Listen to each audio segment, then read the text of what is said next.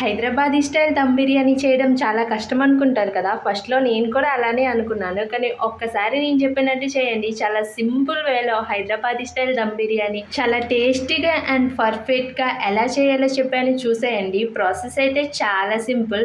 ఒక్కసారి ఇలా చేసుకొని తినండి. ఇంకా ఎప్పుడైనా సరే ఈ ప్రాసెస్‌లోనే చేసుకొని తింటారు. అంత బావుంది. సో, ప్రాసెస్ చెప్పేస్తా చూసేయండి. ఫస్ట్ అయితే మంచిగా వాష్ చేసి పెట్టుకున్న 1/2 కేజీ చికెన్ తీసుకొని దాంట్లో ఉప్పు, కారం, పసుపు, గరం మసాలా, ధనియా పౌడర్, జీరా పౌడర్, అల్లం వెల్లుల్లి పేస్ట్, హోల్ గరం మసాలా, పెరుగు, అలాగే ఫ్రైడ్ ఆనియన్స్, స్పూన్స్ నెయ్యి, ఆయిల్, పచ్చిమిర్చి, కొత్తిమీర వేసుకొని మంచిగా కలిపేయండి. ఆ ముక్కలకి ఆ మసాలా అంతా పట్టేంత వరకు కలుపుకోవాలి. అలాగే ఒక లెమన్ కూడా పిండుకోండి. ఇంకా మసాలా అంతా మంచిగా మిక్స్ చేసేసి ముక్కలు మొత్తానికి మసాలా అంతా పట్టేటట్టు కలిపేసి ఒక హాఫ్ అన్ అవర్ అయితే మ్యాగ్నేట్ చేసి పక్కన పెట్టేయండి. హాఫ్ అన్ అవర్ తర్వాత చికెన్ అయితే పొయ్యి మీద పెట్టుకొని మీడియం టు లో ఫ్లేమ్లో కుక్ చేయాలి. సో చికెన్ అయితే ఒక పక్క కుక్ అవుతుంది కదా.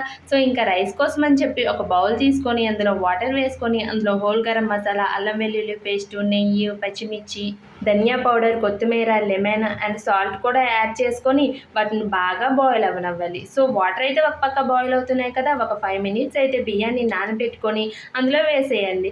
ఇంకేముంది, రైస్ని అయితే ఒక 80% కుక్ చేయండి. ఈలోగా మన చికెన్ కూడా ఒక 80% కుక్ అయిపోతుంది.